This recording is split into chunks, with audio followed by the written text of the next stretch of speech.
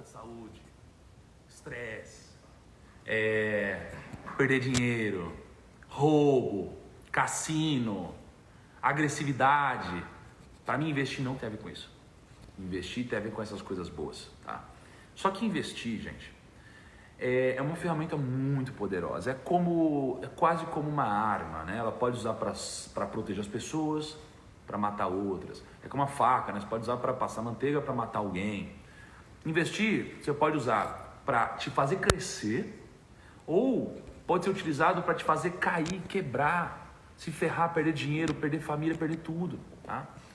Eu não vou entrar em nomes aqui, mas eu conheci uma família há um tempo atrás, há uns 10 anos, tá? Uma família muito legal. Mas essa família, ela se desestruturou por completa. Por completa. Por quê? Porque existia uma estrutura em que você tinha o vô, que era quem construiu um negócio e tinha muito dinheiro. E aí o pai começou a tocar o negócio junto com o vô. Então eles eram sócios ali, né? O que aconteceu? Eles tinham muita grana e eles se entregaram ao mercado financeiro. No sentido de que eles começaram a investir sem saber o que estava fazendo ou sabendo o que estava fazendo com excesso de ganância. Não sei interpretar o que houve naquela época, tá? Resultado, eles perderam muito dinheiro. Eles perderam tudo que eles tinham. Eles eram uma família muito estruturada, tinham muito dinheiro. Perderam apartamento, perderam grana, perderam liberdade, tá? Deixa lá os comentários aqui, ó. Perderam liberdade, perderam muita coisa. Perderam muita coisa, tá? Isso tudo foi porque eles não conseguiram aplicar as ferramentas corretas do mundo dos investimentos. E uma família inteira se desestruturou. Quando uma firma...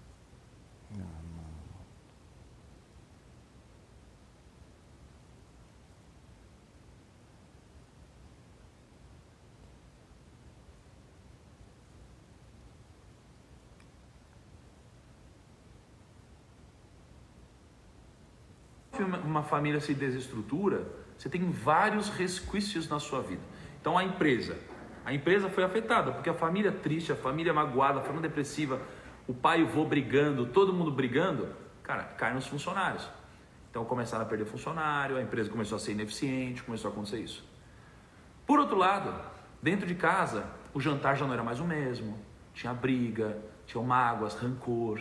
O Natal, a família se separou, começou a ter muito problema, muito problema. Isso é uma história que eu vi de perto, tá?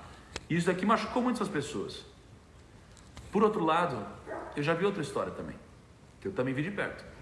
Eu já vi história de uma família que todo mês investia um pouquinho, foi passando o ano, você tinha um efeito bola de neve, os investimentos trabalhando ao seu favor e você tinha liberdade para você fazer o que você bem entendesse, tá? Vindo para os dias de hoje, e não vou contar minha história de novo, porque provavelmente vocês já conhecem, né? Mas eu tive mais ou menos, ó, deixa eu entrar aqui no LinkedIn, deixa eu ver um negócio aqui, ó.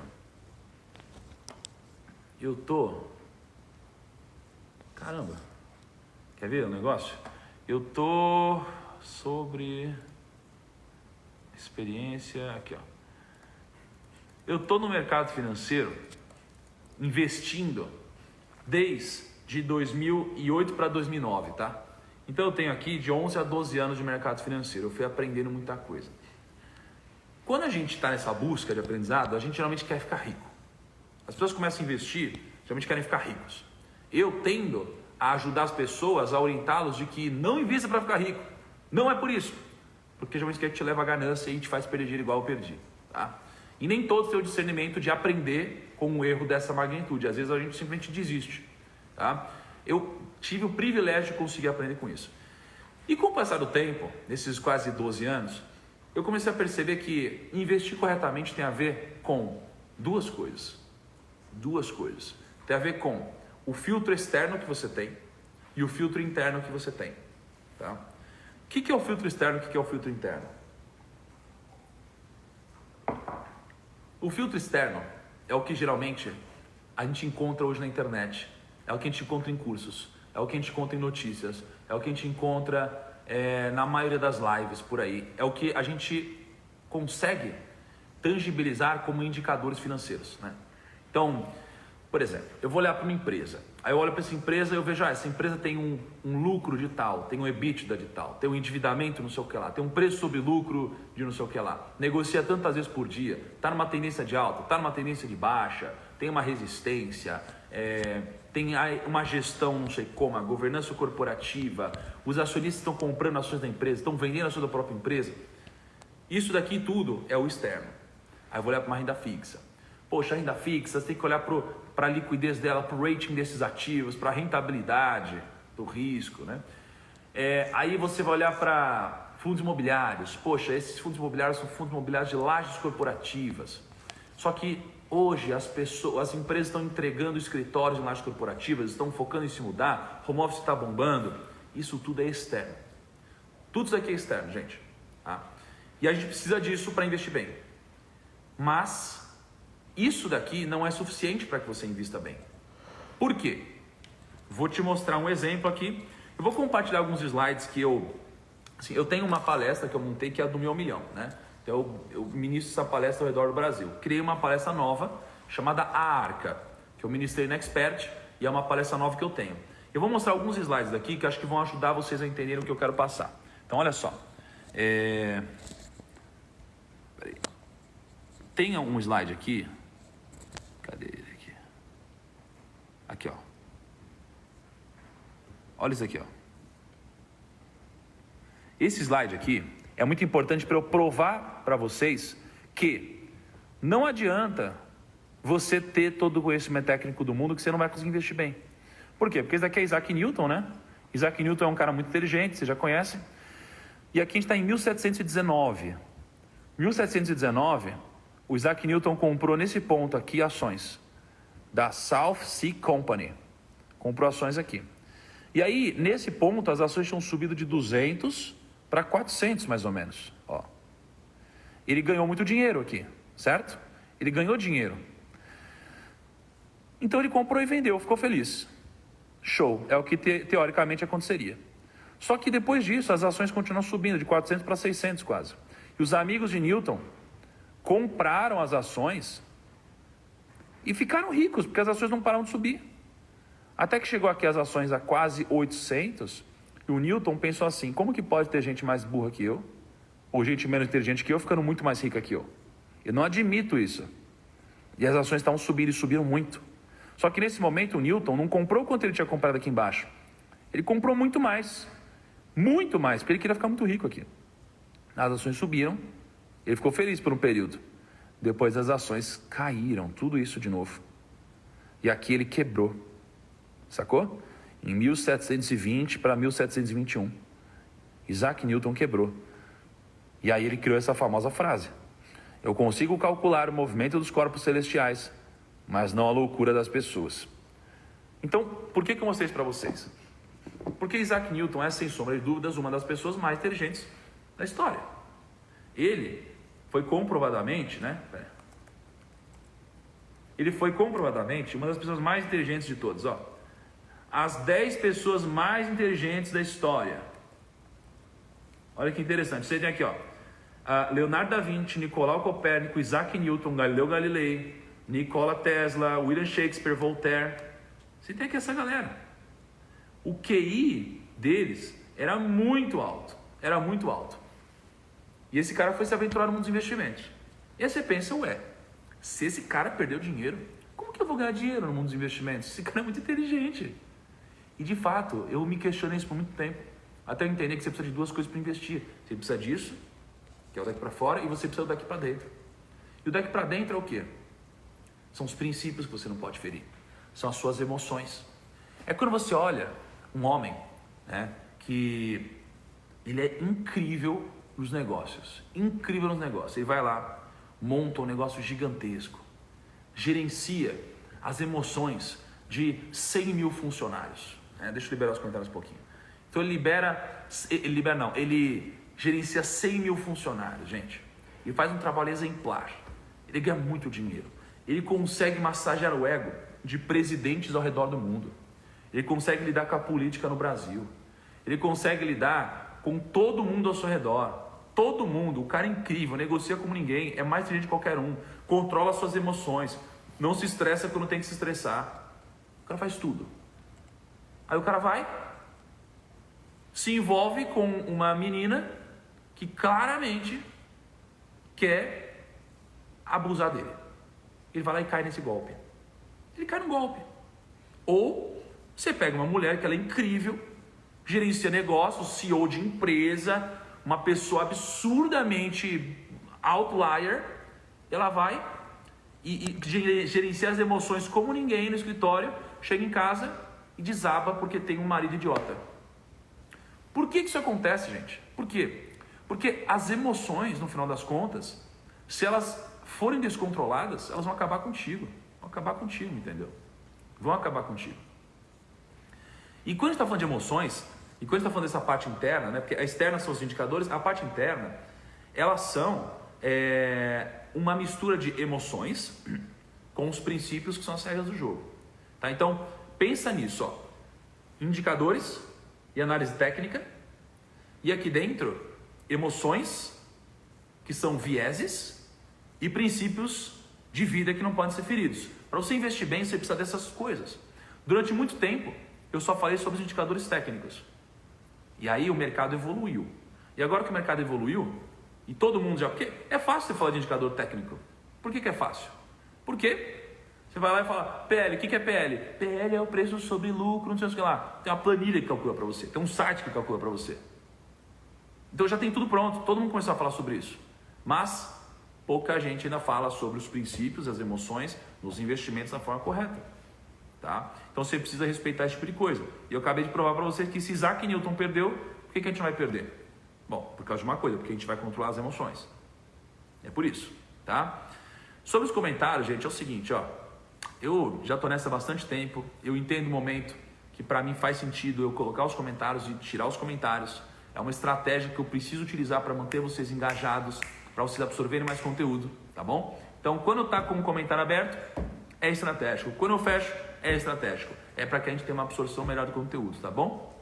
E como eu já disse antes, eu tiro os comentários quando eu achar que faz sentido. E se vocês quiserem que tire os comentários, peça com jeitinho. Não seja abusado. Não pegue, não. Pô, se você estivesse na minha frente, você iria gritar em caps lock. Tira os comentários. Para com isso, pessoal. Ô, fala sério. Tá bom? Então vamos lá. Então é isso. Então, eu entendi que, para mim, a melhor forma de investir é construindo uma arca de investimentos. Alguns de vocês já ouviram eu falando isso, tá bom? Mas por que eu cheguei à conclusão de que eu preciso montar a arca? Eu cheguei à conclusão porque eu percebi que o futuro ele é realmente muito imprevisível. Ele é muito imprevisível. Gente, ninguém sabia que ia ter um Covid, ninguém. Mas não é por isso que não dá para se preparar para o Covid. Dá para se preparar. Eu estava preparado. Conheço muita gente que estava preparada. Tá? E, então, o que acontece? Pensa que eu, em 12 anos, e estudando história de mercado, eu vi que muita gente já previu crises.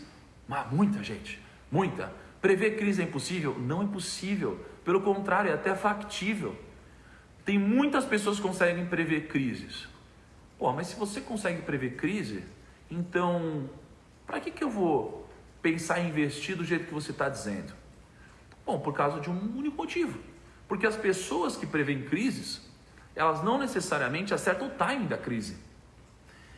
Então, quando eu compro uma ação que ela está com valor muito descontado, pensa, eu vou lá e compro, não sei, vamos falar de Sinqia, vai. Eu comprei Sinqia há um tempo atrás. Não, vamos falar diferente. Comprei JHSF, tá? Porque tá todo mundo falando de JHSF. Não, vamos falar de Banco Inter, vai. Banco Inter. Comprei Banco Inter. Para mim eu comprei num preço que estava bom, estava descontado.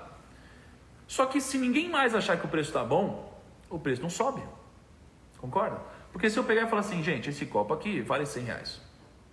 Se ninguém achar que ele vale R$100, ninguém vai pagar R$100 nele. Eu estou vendendo por 100, mas ninguém quer comprar. Então ele não vale 100 hoje. Ele vale para mim, mas não, no preço de mercado dele não é 100. Só vai valer 100 quando as outras pessoas acreditarem nisso. Então, eu acertei na minha análise em que Banco Inter estava com valor descontado. Só que como eu acertei na minha análise e ninguém mais concordava, o preço não subia. Então demorou muito tempo até o Banco Inter começar a subir de preço. E ele só começou a subir depois que as pessoas concordaram comigo, né, de uma forma indireta. E isso daqui é importante para você entender que tem gente que vai falar, tá cara a bolsa, vai entrar numa crise, mas só vai de fato cair as ações todas quando todo mundo achar que está numa crise. Então isso daqui é muito importante. Por isso que às vezes tem gente que prevê crise, mas não acerta o timing. E quando você prevê algum movimento e você se alavanca demais, às vezes você não tem o timing ao seu favor, você tem o timing contra você. Por isso que você tem que tomar cuidado. Banco Inter, quando eu comprei, ele caiu logo depois do IPO. Ele caiu. E quando ele caiu, se eu tivesse alavancado, talvez eu pudesse ter quebrado. Mas eu não estava alavancado.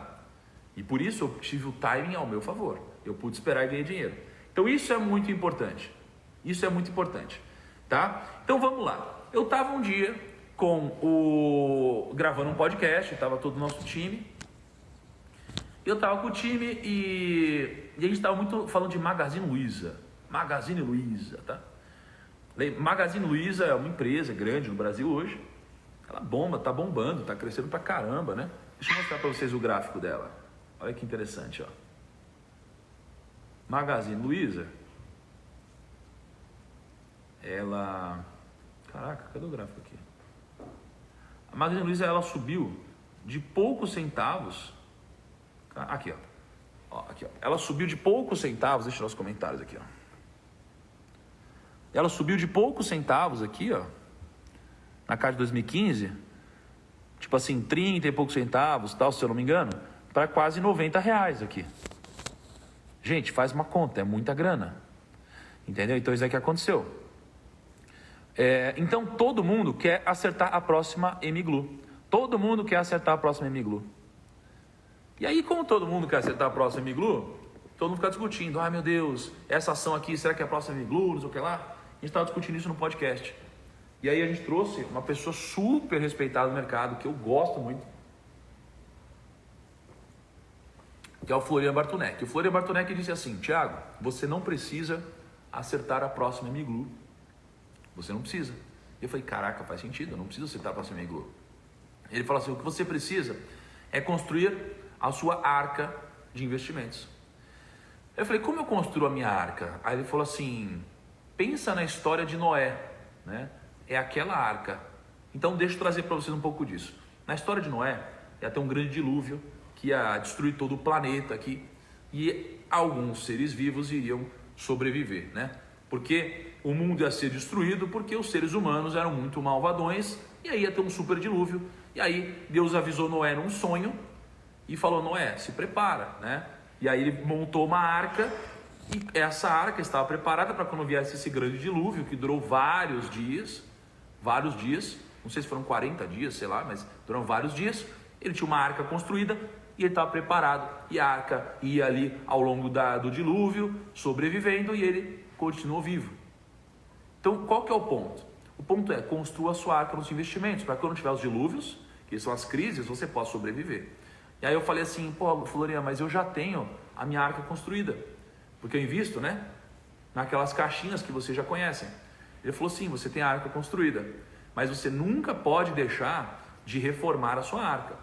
Você nunca pode deixar de fazer a manutenção da sua arca, porque o dilúvio, ele acontece de tempos em tempos.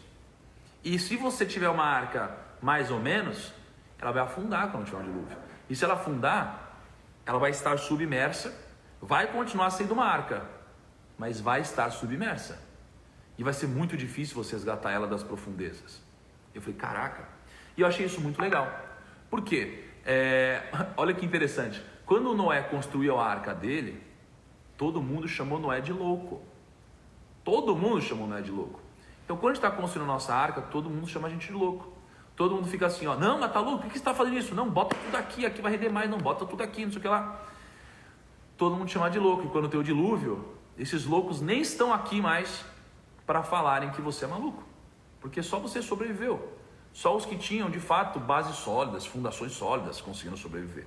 Tá? Então, você precisa construir sua arca.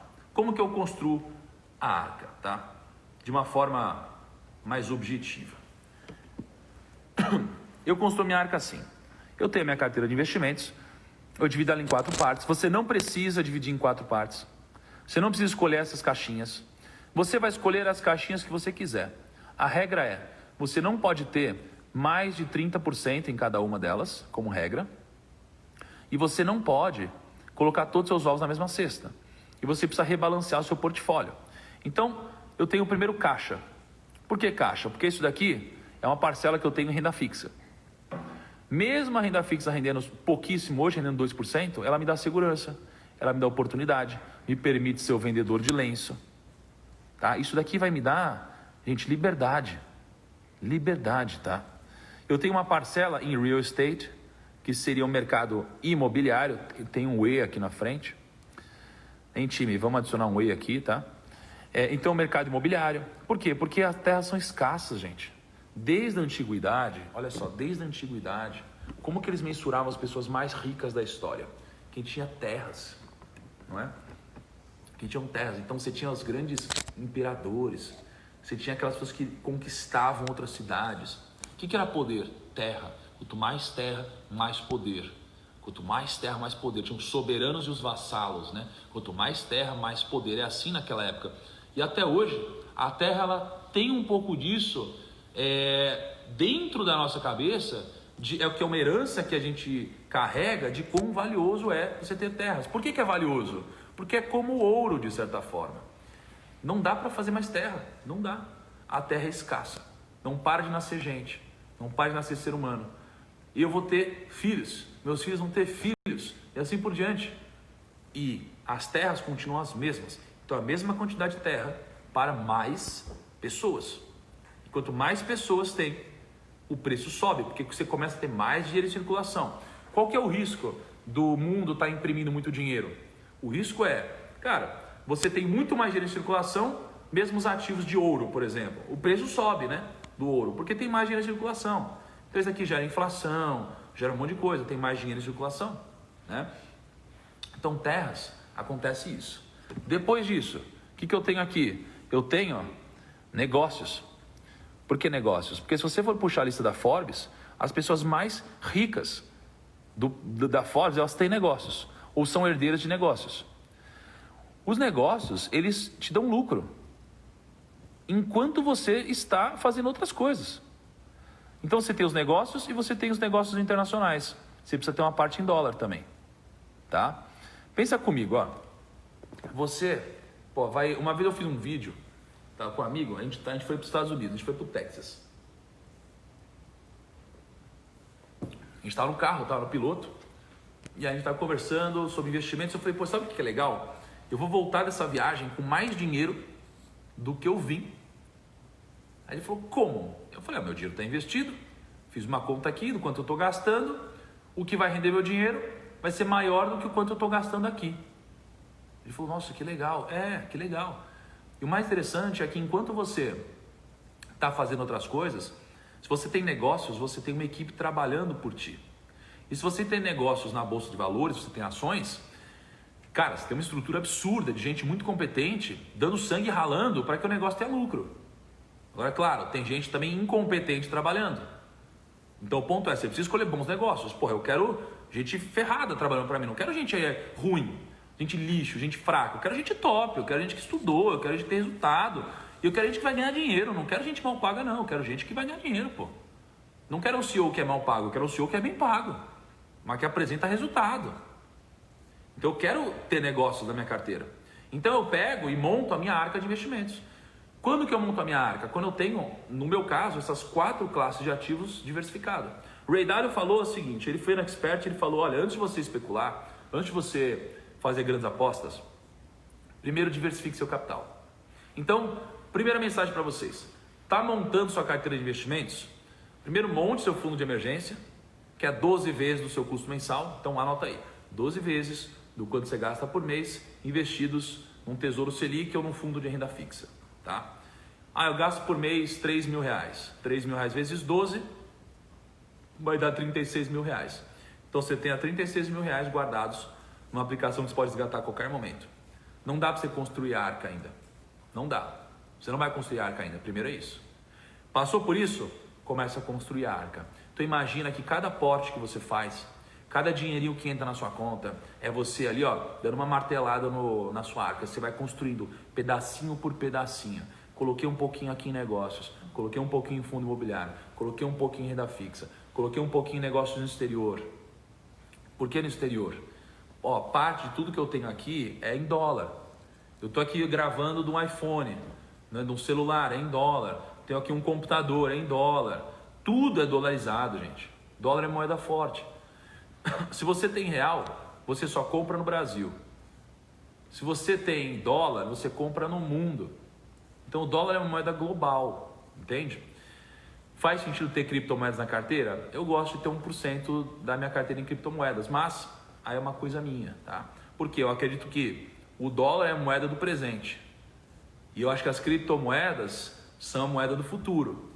Talvez o dólar continue sendo também a moeda do futuro. Não sei. Mas na dúvida eu tenho os dois. Por quê? Porque eu quero me expor a uma coisa chamada convexidade. O que é isso? Eu quero que eu tenha mais chance de ganhar do que de perder. Então se as criptomoedas não rolarem e tudo quebrar, por algum motivo, elas vão valer zero. Se eu tenho 1% do meu patrimônio, eu perdi 1%. Se realmente todo mundo começar a utilizar isso daqui, quanto que você pode valer? Né? Então eu acredito nisso. Então eu posso ganhar muito mais do que perder. Então para mim faz sentido. Tá? Então, por que internacional? Parte do meu gasto está em dólar e dólar é moeda forte. Então eu vou lá e coloco, eu tenho 100 mil reais, coloco 25 mil nisso, 25 mil nisso, 25 mil nisso e 25 mil nisso. Tá? Aí muita gente pergunta, Thiago, você acha que faz sentido eu deixar isso parado ou eu rebalanceio isso? Eu sempre digo, rebalanceie isso, especialmente com aportes para você não ter tanto problema de imposto. Estrategicamente, aqui você tem uma arca formada, por quê? A parte de fundo imobiliário geralmente dá uma receita mensal, né? São os dividendos. As ações, elas também te dão dividendos, porque as empresas distribuem parte do lucro para você, tá? E as ações lá fora também te distribuem dividendos. Então você usa esse dinheiro, esse montante, para rebalancear a sua carteira de investimentos, entende? Você vai rebalanceando a sua carteira de investimentos. E quando você vai rebalanceando a sua carteira de investimentos, você tende a comprar o que caiu demais e vender o que subiu demais.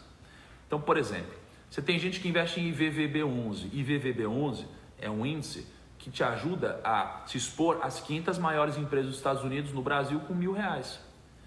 E por que o IVVB11 subiu tanto? Porque o dólar subiu lá de 2,50 de um tempo atrás para quase R$6. Então, seu dinheiro subiu muito. Então eu tenho aqui ações de Facebook, eu tenho ações de Google, eu tenho ações de Wells Fargo, ações da Disney, ações da Berkshire. Elas subiram muito, por quê? Porque o dólar subiu muito. Então você vai se protegendo, tá bom? Por que vale a pena rebalancear? Vou mostrar para vocês aqui agora. Pensa o seguinte, aqui ó, 2009, imagina que você tinha um pouco de ações de Bovespa, um pouco de S&P, que é o índice nos Estados Unidos, e um pouco de renda fixa, que é o CDI, em 2009. A média deu 63%. Aí em 2010, você tem aqui um pouco de S&P, um pouco de CDI, um pouco de Bovespa. Aí em 2011, um pouco de fundo imobiliário. O laranja é sempre a média. Tá vendo aqui o laranja é sempre a média? Ó? Sempre a média. Então o que você percebe aqui? Que se você tiver um balanceamento disso, você nunca vai ser a melhor carteira do ano e nunca vai ser a pior. Em nenhum exemplo, tá vendo? Só que o resultado é esse. No longo prazo, você não perder muito nas grandes quedas te beneficia muito. Te beneficia muito. Tá? Por quê? Porque se você perde, você tem 100 mil reais, perde 50%, você vai ter 50 mil. 50 mil para virar em 100 mil precisa render 100%.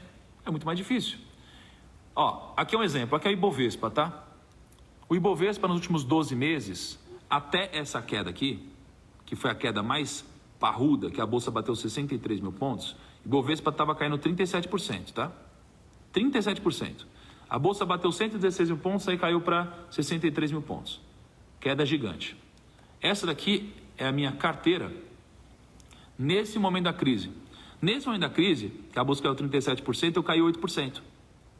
Então eu caí muito pouquinho. E aí depois, quando a bolsa subiu, eu subi também e ganhei muito dinheiro.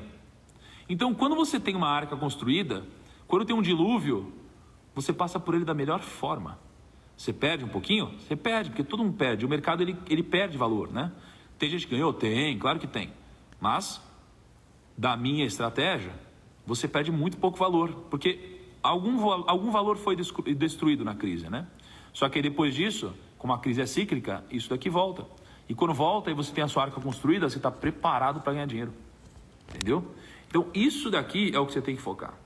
Isso daqui é o que você tem que focar. Tenha a sua arca construída, gente. Se você tiver a sua arca construída, você vai ganhar dinheiro. Só que a arca, eu estou falando sobre uma ótica técnica, ou daqui para fora. Eu não estou falando daqui para dentro ainda. Daqui para dentro tem outras coisas, tá? Então, o que é legal?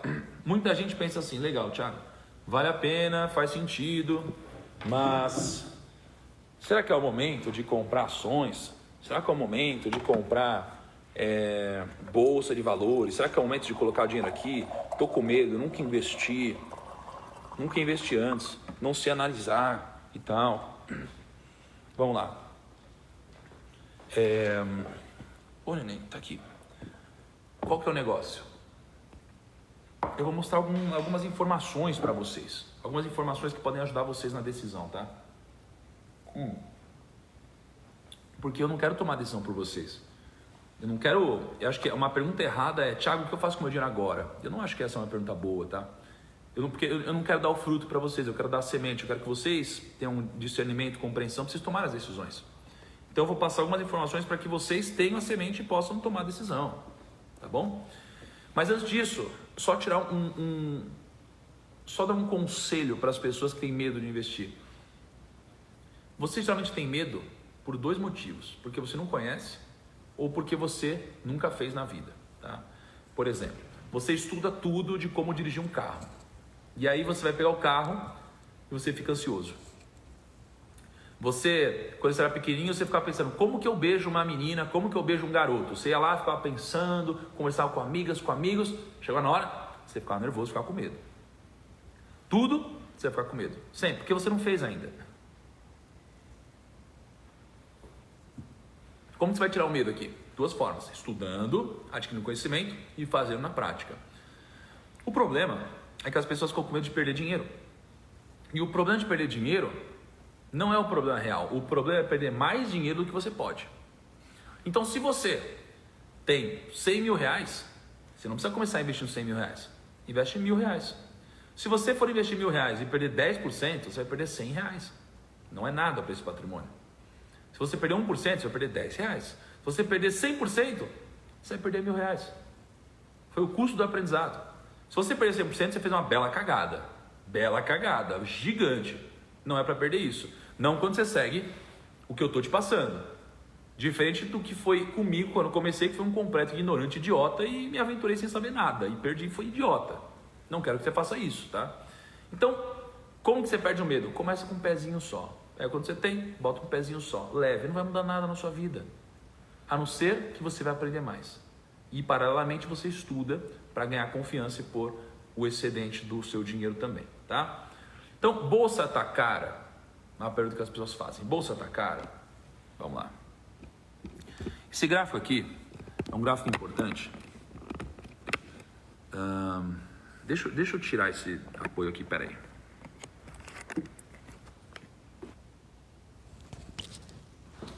Bolsa tá cara? Vamos lá. Eu tenho um gráfico aqui que eu e meu time a gente sempre alimenta, que eu gosto muito, que é o gráfico do PL, tá? Então essa linha laranja, ela é a Bolsa de Valores, tá? Então aqui é a nossa Bolsa de Valores desde 1999. Bolsa que é 10 mil pontos, aí ela teve uma crise aqui de 2.000, foi para 8 mil pontos, aí aqui ela veio para 36 mil pontos, a crise em 2008, continuou crescendo. Aqui estava em 95 mil pontos, hoje ela já está em 102 mil pontos, ok? Só que aqui é a bolsa. Aqui embaixo é um indicador, que é o PL. Então o PL, ele é muito importante. Por quê? O PL é o preço sobre o lucro, né? Então é como se eu pegasse o preço da bolsa e dividisse por todo o lucro das empresas na bolsa. Então eu pego quanto vale, né, todas as empresas da bolsa, eu divido pelo lucro de todas as empresas da bolsa. Quanto menor o PL, melhor. Por que quanto menor, melhor? Porque pensa comigo, eu tenho uma empresa que ela custa $1 milhão e ela tem um lucro de $100 mil. Ela tem um PL de 1 milhão sobre 100, dá 10. Agora, se esse lucro dela aumentar para $200 mil, é 1 milhão sobre 200, então o PL dá 5. Um PL de 5 é mais baixo que 10 e é melhor. Quanto menor, melhor. Beleza? Então aqui, ó, PL aqui chegou a 5. O que a gente olha? Estava barato. O PL aqui depois da crise chegou a 7. Estava barato. Aí o PL aqui chegou na máxima histórica do Brasil, a 17,66. Logo aqui depois de 2008. E agora, se a gente for puxar aqui, quanto está nosso PL? Ele está 13. Só que a Bolsa não está mais 95 mil pontos, ela está 102 mil pontos.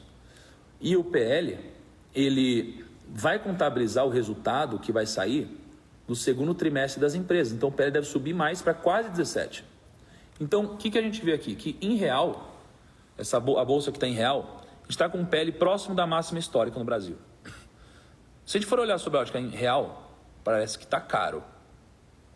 Mas, se a gente for olhar sobre a ótica em dólar, já muda um pouco. Porque pensa, o gringo ele tem dólar.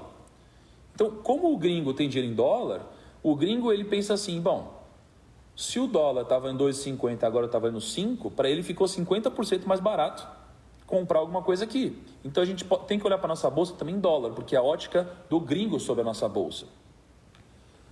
Então aqui, ó, crise 2002, crise 2008, se a gente for olhar em dólar, a nossa bolsa está no mesmo patamar da crise de 2008, até menor, entende? Então em dólar, talvez nossa bolsa esteja barata. Aí você vai pensar, bom, isso daqui é o CDI histórico. O que é o CDI? O CDI é a renda fixa. E a renda fixa, ela tá caindo pra caramba, né? Então a gente tinha um CDI de 20%, ou seja, o dinheiro rendia 20% ao ano sem você fazer nada. Ele foi caindo, e foi caindo, e foi caindo. Dessa forma, olha como ele foi caindo. Caiu sem parar, caiu, e ele tá aqui embaixo hoje. Isso daqui é bom para a Bolsa? Isso é bom. Por quê? Porque força as pessoas a saírem da zona de conforto e procurarem outras aplicações financeiras. E quando elas procuram outras aplicações financeiras, elas vão para a Bolsa. E aí eu te mostro esse gráfico de evolução de investidores pessoa física na Bolsa. Olha aqui, ó. O verde é o total de homens, a amarela é o total de mulheres e o azul é o total. Foi aumentando. Eu entrei na Bolsa aqui, ó. Aqui, ó. Tá? Primeira vez que eu entrei na Bolsa foi aqui. Aqui, a gente tinha pouca gente. A Bolsa fazia uma propaganda de que a gente bateria 3 milhões de CPFs. Contratou o Pelé para ser o garoto propaganda. Tem uma passagem engraçada do Pelé, gente, que é o seguinte. O Pelé estava dando uma entrevista, ele era o embaixador da Bolsa, né? Então imagina só a pressão. Aí perguntaram, Pelé, o que você acha de investir em ações? Aí ele falou assim, não, eu não acho nada, eu invisto em imóveis. Cara, olha só, o garoto propaganda falou isso. Deixa eu abrir os comentários aqui. Estão conseguindo acompanhar? Estão conseguindo acompanhar? Deixa eu virar aqui, ó. Então o que a gente vê? CDI caindo, mais gente investindo. E agora a gente bateu o recorde de pessoa física na Bolsa. Então a gente está com 2.600. E o que indicam conversas que eu tive com várias pessoas já, é que o pessoal está mirando em 10 milhões de pessoas na Bolsa em 2 anos. É muita gente. Só que aí pensa comigo. Se você tem muita gente querendo investir em Bolsa, muita gente querendo investir em Bolsa, muita gente comprando ações então, eles vão comprar ações de quem? De quem já tem ações. E se eles vão comprar ações de quem já tem ações, significa que quem tem ações sabe que tem gente interessada, vai subir no preço, né? Então os preços vão subindo. Então, por um lado, PL no Brasil caro em relação à história. Por outro lado, sob a ótica em dólar, barato, perto da crise de 2008. Por outro lado, custo-oportunidade grande. Então as pessoas vão saindo de renda fixa e vão indo para a Bolsa. Por outro lado, tem muito dinheiro em renda fixa para sair, porque o Brasil era um país da renda fixa. Então você tem um conjunto de coisas aqui que podem te fazer achar que a bolsa está barata ou achar que a bolsa está cara. Tá? O que eu faço? Eu faço a mesma coisa de sempre, gente. Eu tenho a minha arca construída, eu tenho aqui uma parte ações, uma parte aqui, e eu vou rebalançando isso com o passar do tempo. Eu vou ganhando dinheiro, tá? Deixa eu abrir aqui para mostrar para vocês. E eu vou ganhando dinheiro. Eu passei a investir publicamente.